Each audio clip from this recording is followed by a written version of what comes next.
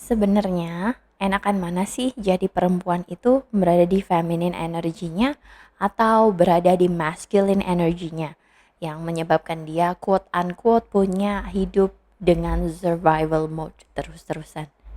So, aku akan bahas di video kali ini tentang energi feminin dan juga energi maskulin yang membuat perempuan berada di survival mode.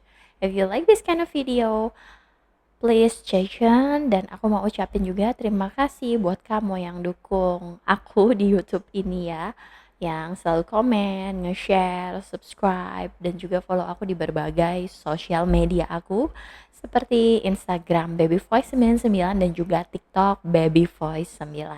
Dan thank you so much yang sudah beli ebook aku yang berjudul Menjadi Wanita Tenang, Harta Tahta Wanita, dan juga VIP Mindset Woman, dan juga course-course aku. Thank you yang udah beli, sampai aku dapat penghargaan dari link ID yang di belakang itu ya. So, kalau kamu yang belum beli dan pengen beli, silahkan kamu ke link.id/babyvoice. And let's dive into this topic. Feminine energy versus masculine energy atau survival mode yang ada di dalam tubuh dan diri perempuan. Sebenarnya apa sih itu? Oke, jadi aku akan membuat peta ya. Ada quarter, ada separator antara feminin dan maskulin. Dan aku akan membuat 5 poin penting. Yang pertama, feminin energi itu seharusnya dimiliki oleh perempuan. Dan yang menggambarkan dia memiliki feminine energy adalah dia hidup dengan santai. Ya, meskipun dia punya goals, tapi dia cukup surrender. Yang penting dia menjalani proses hari per harinya. Dan dia pasrah sama apapun yang menjadi output atau hasil dari usahanya tersebut. Feminine energy women, dia menghargai proses, dia menikmati proses, dan dia tidak ingin terburu-buru. Jadi dia lebih flowy, lebih santai ya. Ibarat kata tuh kalau olahraga yang flowy itu contohnya freestyle dance ya. Flowing yoga, swimming, itu olahraga-olahraga yang biasanya disukai sama wanita feminin yang santai. Jalan pun santai, nggak terburu-buru. Menjalani hidup juga dengan santai. Kak, tapi bagus nggak sih hidup dengan santai seperti itu? Jangan salah, wanita feminin juga punya goals. Dia konsisten dalam menjalani harinya menuju goals jangka panjangnya. Dia punya goals jangka pendek. Contoh, dia punya schedule harian. Ya, dia melakukan itu, tapi balik lagi, dia melakukan dengan sesantai mungkin. Contohnya, dia punya buku yang lucu-lucu buat catat, bolpen yang lucu-lucu ya, punya hal-hal yang gemes-gemes gitu. Itu adalah salah satu contoh energi feminin pada wanita. Dia meromantisasi apa yang dia jalani hari itu. Nah, on the other hand, wanita ini berada dalam energi maskulin atau survival mode. Dia akan pengen cepet-cepet. Dia akan sangat mudah ke-trigger ya. Terus dia juga akan gampang tersinggung. For example, ya di kantor. Contoh nih, di kantor. Ada seseorang yang punya tugas. Dan tugasnya itu mungkin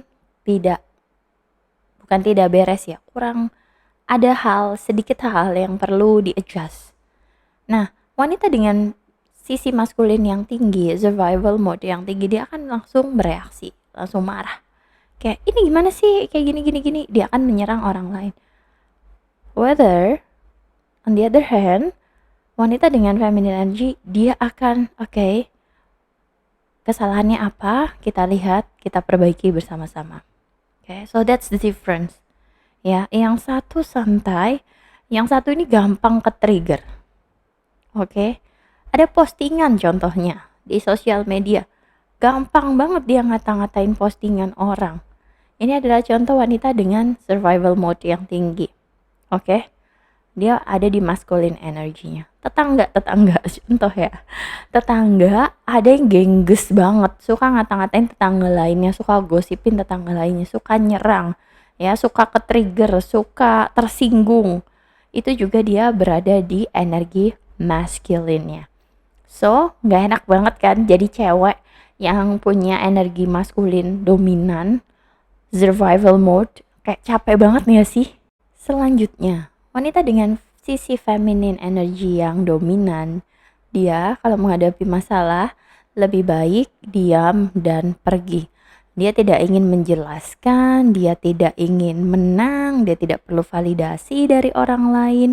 Dia hanya akan diam dan pergi. On the other hand, wanita yang punya survival mode tinggi atau energi maskulin yang tinggi, dia akan sangat suka menyerang orang lain. Ngomong sama pasangannya pun kayak, oh jadi kamu kayak gini ya? Oh jadi kamu kayak gini ya? Semuanya tuh kayak bersifat menyerang, ya. Sedangkan kalau wanita dengan sisi feminin yang tinggi, mungkin kalau si pasangannya ini menyinggung dia, dia akan menyampaikan, aku kayaknya sakit hati kamu kayak giniin, ya. On the other hand, kalau wanita dengan survival mode yang tinggi, dia akan langsung bereaksi kayak, kamu bisa gak sih kayak gini? Gitu ya, itu bedanya.